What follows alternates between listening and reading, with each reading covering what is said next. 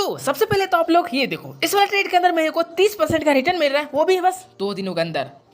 आज की इस वाले वीडियो में ना आपको कुछ ऐसे पॉइंट्स, ऐसी चीजें बताने वाला हूं ना, जिसको अगर ध्यान में रखकर आप ट्रेड में एंटर करोगे ना, तो भाई 90% ले लो कि आपका उस ट्रेड के अंदर लॉस नहीं होने वाला। ऐसी 3 चीजें जिसको अप्लाई करना बहुत जरूरी है एंड ट्रेड लेने से पहले से देखना भी है। ओके, ऐसी कौन सी 3 चीजें उस वाले वीडियो आपको बताने वाला हूँ। और एक चीज ना कि आप अगर ट्रेडिंग सीख रहे हो या फिर कर रहे हो ना, तो कहीं ना कहीं आपने एक चीज तो जरूर सुन रखा हो कि हमें स्टार्टिंग में ना फ्यूचर एंड ऑप्शन में ट्रेड नहीं करना चाहिए, हमें इंट्राडे ट्रेडिंग को करना चाहिए। अब फ्यूचर ऑप्शन होता क्या है? बात तो सही है कि हमें स्टार्टिंग के अंदर ना इंट्राडे ट्रेडिंग क्यों करना चाहिए और फ्यूचर ऑप्शन क्यों नहीं करना चाहिए। सो देखो, फ्यूचर ऑप्शन ट्रेड करने के लिए हमें किसी इंडेक्स के अंदर ट्रेड करना पड़ता है, जहां पे हमारे पास काफी सारे प्रीमियम होते हैं, जिसको हमें ट्रेड करके बाय या सेल करना होता है। लेकिन यहाँ पे कुछ ऐसा होता है ना कि अगर आप ट्रेड में एंटर किए और अगर आपका लॉस या प्रॉफिट कुछ भी नहीं चल रहा है, मार्केट साइडवेज चला गया ना, तो हमारा टाइम की वजह से भी लॉस होता है। आपके ट्रेड लेने के बाद 1 घंटे तक कोई भी मोमेंटम नहीं आया तो फिर भी आपका लॉस ही शो करने वाला है, तो यहाँ पे टाइम डीके लगता है। इसलिए हमें स्टार्टिंग के अंदर फ्यूचर एंड ऑप्शन से दूरी रहना चाहिए और इंट्राडे ट्रेडिंग करना चाहिए। और इंट्राडे ट्रेडिंग के लिए हमें ना स्टॉक के अंदर ट्रेड करना पड़ता है, जहां से हम किसी स्टॉक को सिलेक्ट करते हैं एंड बाय एंड सेल करते हैं। यहाँ पे ऐसा कुछ भी नहीं होता, आप पूरे दिन मार्केट पे रहो, बैठे रहो, अगर मूवमेंट नहीं किया तो आपका फिर भी लॉस नहीं होता।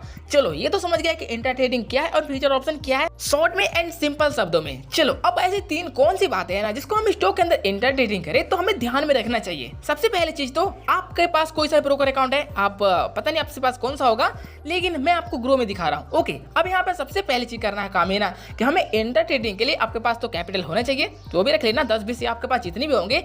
स्टार्टिंग में हमें ऐसे वाले स्टॉक को सिलेक्ट करना है ना जिसके अंदर मोमेंटम थोड़े ज्यादा होते हैं, और इसे ढूंढने के लिए आपको ज्यादा मेहनत करने की जरूरत नहीं पड़ने वाला। अगर आप ग्रो कर रहे होगे ना, तो ऊपर में आपको ट्रेंडिंग वाले बच्चों, ट्रेंडिंग में चल रहे हैं स्टॉक, वो चीज आपको देखने को मिल जाएगा। जस्ट थोड़ा नीचे स्क्रॉल करोगे तो आपको गेनर एंड लूजर का ऑप्शन भी देखने को मिल जाएगा। और किसी को नहीं पता हो कि भाई ग्रो ऐप को अच्छे से कैसे यूज करते हैं, सो मैंने इस वीडियो को बना रखा है, जाकर आप जरूर से देख सकते हो।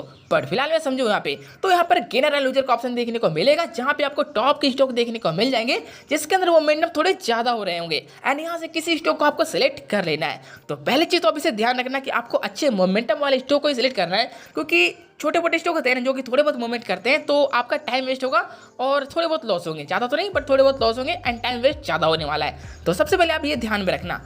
दूसरी चीज, आप किसी ट्रेड के अंदर एंटर होते हो ना, तो उससे पहले हमें एक बहुत ही खास बात का ध्यान रखना बहुत ज्यादा जरूरी है, और वो क्या है, अगर आप मार्केट में आए हो सुबह 9:15 में, पता होगा मार्केट सुबह 9:15 में ओपन हो जाता है, तो अब सुबह सुबह आए होगे 9:15 में, तो मार्केट आपने देखा होगा ना, बहुत सारे स्टॉक होते हैं जो कि अचानक से मूवमेंट करते हैं। सो उस टाइम पर अगर ट्रेड करोगे तो देखो, अगर मार्केट अप साइड में रेगुलर ट्रेंड करते जा रहा है, ऊपर ज्यादा ही जा रहा है, और बीच हमारे एंटर कर जाए, बट आपने देखा होगा कि जैसे हम एंटर करते हो ना, वैसे ही वहां से रिवर्स हो जाता है और लॉस होने लगता है। ऐसा लगता है जैसे पता था कि मैं ऐसे एंटर करने वाला हूं और वो लॉस होना स्टार्ट हो जाता है। ऐसा हुआ होगा ना, जाहिर सी बात है ऐसा होगा ही, क्योंकि आप जब यहाँ पर ट्रेड में ऊपर एंटर किए ना, मतलब मार्केट ऊपर की ओर जा रहा है और उसके अंदर आप एंटर करिए, तो भाई वो जितना ऊपर जाना था वो जा चुका था, आपको लग रहा है कि यहाँ से अभी और ऊपर जाने वाला है, इसलिए आपने उसके अंदर एंटर कर लिया और आपका लॉस हो गया।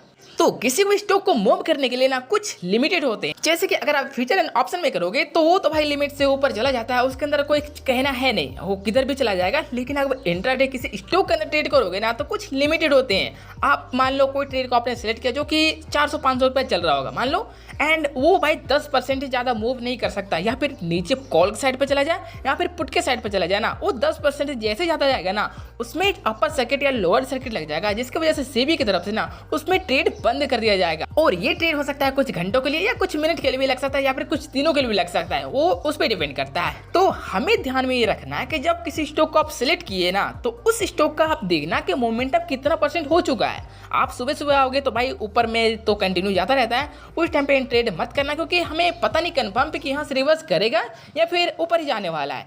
सो ऐसा आपको मोमेंटम बन रहा हो कि नहीं, ये मार्केट अच्छा खासा परफॉर्म और भी कर रहा है और वो ऊपर जाने के बाद 5% ऊपर चला गया है, तो चांसेस है कि 5% और भी ऊपर चला जाएगा। सो वहां पे एक छोटा सा रिस्क लेके आप ट्रेड में एंटर कर सकते हो। लेकिन आपने कुछ ऐसे स्टॉक को सिलेक्ट किए जो कि मूवमेंट बहुत अच्छा खासा ऊपर चलता ही जा रहा है और उसका जो परसेंटेज भाई है वो 8 से 9% तक ऊपर जा चुका है। सो आपको लगेगा कि तो भी बहुत अच्छा ऊपर चल रहा है, तो हम एंटर कर लेते हैं और भी ऊपर जाने वाला है। सो ऐसे ट्रेड में बिल्कुल भी भूल के भी एंटर मत करना, क्योंकि आप वो 8 से 9% ऊपर चला गया है ना, तो चांसेस ज्यादा हाई है ना कि आप उसके अंदर ट्रेड करोगे तो लॉस तो थोड़ा बहुत होगा ही होगा, रिवर्स भी कर सकता है, लेकिन ये भी चांस ज्यादा है कि वो ट्रेड आपका साइडवेज चला जाएगा, जिसकी वजह से आपका टाइम वेस्ट ज्यादा होने वाला है। हो सके अगर रिवर्स करेगा तो आपका लॉस लग जाएगा, लेकिन रिवर्स ना करे ना तो उसी जगह पे बस घूमता रहे। जो कि भाई मार्केट बंद होते देखना बस वैसे ही रहने वाला है। तो अगर मोमेंटम 8-9% चला गया है ना तो उस ट्रेड के अंदर तो बिल्कुल भी एंटर मत ही करना, चाहे आपका सेटअप कितना भी अच्छा बन रहा होगा। हाँ, कोई ट्रेड होगा, कोई स्टॉक होगा जो कि 4 से 5% मूवमेंट कर चुका है और आपका उसके अंदर सेटअप अच्छा खासा बन रहा होगा बाइंग का या फिर सेलिंग का,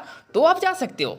अगर इस बात का ध्यान रखोगे ना तो भाई 90% आपका लॉस करने से मतलब हमेशा ही बचने वाले हो। तीसरी चीज हमें क्या ध्यान में रखना है वो भी सुन लो। हम शुरुआती में ट्रेड करते हैं ना तो एक चीज हमेशा ही भूल जाते हैं कि हमें प्रॉफिट से पहले अपने लॉस को डिसाइड करना होता है। आप किसी ट्रेड के अंदर एंटर करके बिना लॉस के डिसाइड किए ना तो आप उसके अंदर ज्यादा लॉस कर दोगे। देखो, ट्रेडिंग के अंदर कुछ ऐसा होता है ना कि आप किसी ट्रेड के अंदर एंटर किए तो हमें नहीं पता कि इसके अंदर प्रॉफिट कितना होने वाला है, लेकिन हमें ये पता जरूर होता है कि हमें लॉस कितना होने वाला है। आप किसी ट्रेड के अंदर किए तो आप अपना स्टॉप लॉस पहले सेट करो कि अगर यहाँ से मैं एंटर कर रहा हूँ और अगर इस तरह से मार्केट में मैं गलत हो जाता हूँ तो अगर नीचे आता है तो कंफर्म से यहाँ पे जाने के बाद मैं यहाँ से एग्जिट हो जाऊंगा। ये भाई पहले तुम्हें डिसाइड कर लेना है। अगर आप सही हो जाते हो, आपका ट्रेड सही होता है तो आपका प्रॉफिट ऊपर कितना भी जाने वाला है वो तो आप डिसाइड करोगे, लेकिन लॉस को पहले डिसाइड करना होता है कि हमें एग्जिट कहाँ पे करना है। और अगर आपने इस चीज को एंटर करके, इस चीज को अप्लाई करके आप ट्रेड में एंटर नहीं करोगे ना तो मान लो कि आपको जो लॉस, जिस ट्रेड में आप 100 रुपए का लॉस करने वाले थे ना वहां पे आप 500 का लॉस दे दोगे। आपको नहीं पता कि हमें ट्रेड में एग्जिट कहाँ पे करना, आपने पहले डिसाइड नहीं किया है। तो होता है कि भाई मान लो आपने ट्रेड में एंटर किया और वो नीचे जाने लगा तो हमारे 100 रुपए का लॉस दिखने लगा, बट हमें ऐसा लगता है कि नहीं चलो अब थोड़ा बहुत रिकवर हो गया, हम अगर कॉस्ट टू कॉस्ट आ जाते हैं ना तो उसके बाद ट्रेड से एग्जिट हो जाएंगे। ऐसा तो सबके साथ होता ही होगा और आपको भी पता होगा ऐसा होता ही है, लेकिन ऐसा बिल्कुल नहीं होता। आप कॉस्ट टू कॉस्ट आने के बाद भी ऐसा लगता है कि चलो थोड़ा बहुत प्रॉफिट आएगा उसके बाद करेंगे, लेकिन ये बहुत ही ज्यादा ही गलत है। सो ऐसा बिल्कुल भी मत करना। आप ट्रेड के अंदर होते हो ना तो सबसे पहले डिसाइड कर लेना कि आपको एग्जिट कहाँ पे करना है। प्रॉफिट के लिए तो वहाँ पे डिपेंड करता है, लेकिन ये कंफर्म पहले जरूर से कर लेना कि जैसे कि मैं ट्रेड में एंटर कर रहा हूँ ना तो मेरा स्टॉप लॉस इस जगह पे रहेगा और प्रॉफिट मैं ऊपर कितना भी ले सकता हूँ, और उसी को देख के लेना कि इसका मोमेंटम कितना % आ चुका है। क्योंकि आपने टारगेट बहुत ज़्यादा बड़ा लगा दिया जिसका 10% मूव करना था और बचा हुआ है 2% और अपने टारगेट आपने 15% रख दिया ना तो उतना पहुंचने वाला है नहीं, उसको भी देख के रखना भाई। और अगर आप एक नए ट्रेडर हो ना तो मैं अपने ओपिनियन से तो मैं आपको ज़्यादा यही बोलूँगा ना कि आप टारगेट को बहुत ज़्यादा बड़ा मत रखना। हाँ, कहीं ना कि आपने सुना भी ये होगा कि बोलेंगे कि भाई लॉस को हमें छोटा रखना है, टारगेट बहुत ज़्यादा बड़ा रखना है। बट ठीक है, लेकिन हम सीखने के अच्छे ट्रेड करेंगे ना उसके बाद ही अच्छा अप्लाई होता है। मैं सच बता रहा हूँ अपने एक्सपीरियंस से। शुरुआत में ना हमें ना ज्यादा बड़ा लॉस रखना होता है और ना ही ज्यादा बड़ा प्रॉफिट का उम्मीद करना होता है। आपको छोटा लॉस देना है और छोटा ही प्रॉफिट को लेना है। मतलब अगर 10 रुपए का लॉस दे रहे हो तो 20 रुपए का प्रॉफिट काफी है। और ज्यादा बड़ा हम लोगों को देख लेते हैं ना, बहुत सारे बड़े प्लेयर का बड़े ट्रेड होता है ना, उसके देखा होगा आपने, बड़े बड़े टारगेट लेते हैं 100 पॉइंट का। सो वो सीखने के बाद करते हैं। और आप ठहरे नया कि आपको नहीं पता कि यहाँ पर जाने के बाद वो रिवर्स कर जाएगा, हमें नहीं पता ना, क्योंकि आप शुरुआती में सीख रहे होगे, उन लोगों को पता होता है, इसलिए बड़े टारगेट को सेट करते हैं। आप सीखने के बाद तो कर ही सकते हो, लेकिन शुरुआती के अंदर मेरा ओपिनियन है कि आप ज्यादा बड़े टारगेट भी मत लेना। और ये जो चीज मैंने बताया ना, ये स्टॉक पे ज्यादा अच्छे से काम करता है। 3 चीजों को ध्यान रखना। पहले तो आपको अच्छा स्टॉक सिलेक्ट करना जिसके अंदर मोमेंटम आता होगा। दूसरी चीज कि आप मोमेंटम से पहले देख लेना कि वो कितना % मोमेंटम कर चुका है और कितना भी बचा हुआ है। आपके हिसाब से वो कितना और कर सकता है, जैसे कि वहाँ पैटर्न बन रहा होगा कैंडलस्टिक ना, उससे पता चल जाता है कि या और ऊपर जाने वाला है फिर नहीं जाने वाला। तीसरी चीज, हमें लॉस को डिसाइड कर लेना है पहले ही कि हम इस जगह पे जाने के बाद अगर मैं गलत हुआ तो भाई यहाँ से कंफर्म 100% मैं यहाँ से निकल जाऊंगा। उसके बाद अगर फिर से आपका सेटअप बनता है, फिर से लग रहा है कि हाँ ऊपर जा सकता है, तो फिर से आप एंटर कर सकते हो। और जहाँ पे मैं ट्रेड बन रहा था 1:5 का, वहाँ पे हमने रख लिया दूसरों का देख के 1:10 का। तो मान लो कि इसके अंदर आपका लॉस तो और इसके बाद आपका रिग्रेट तो वो अलग से होगा कि भाई मेरा अच्छा खासा प्रॉफिट चल रहा था, मैंने लॉस में कन्वर्ट कर दिया। और आपका साइकोलॉजी बहुत ज्यादा खराब होगा, मेंटलिटी खराब होगा और आपके अंदर एक डर क्रिएट होगा जिसके वजह आप दूसरे ट्रेड करोगे तो फिर से लॉस करोगे। और वैसे ना 2-3 पॉइंट और भी होते हैं जिसको भी अप्लाई कर सकते हैं, लेकिन वो आपको नेक्स्ट वीडियो बताने वाला हूं, क्योंकि अगर एक बार ये सारा कुछ अप्लाई करोगे एंड सीखोगे तो आपका दिमाग थोड़ा सा और भी ज्यादा कंफ्यूज होने वाले हो। नेक्स्ट वीडियो में आपको 3-4 पॉइंट और बताने वाला हूं जो भी काफी ज्यादा काम के, और वो इसलिए क्योंकि हम एक वीडियो में सारा कुछ नहीं सीखते, क्योंकि सब कुछ एक बार अप्लाई करने के बाद वो पूरा खिचड़ी बन जाएगा और उसके बाद तो सब कुछ बेकार। चलो ठीक है, ये वीडियो तुम्हें अच्छा लगा और एक लाइक जरूर से कर देना, और अगर आप नए हो तो सब्सक्राइब कर लेना नेक्स्ट वीडियो देखने के लिए। तो चलिए मिलते हैं नेक्स्ट वीडियो में गाइस।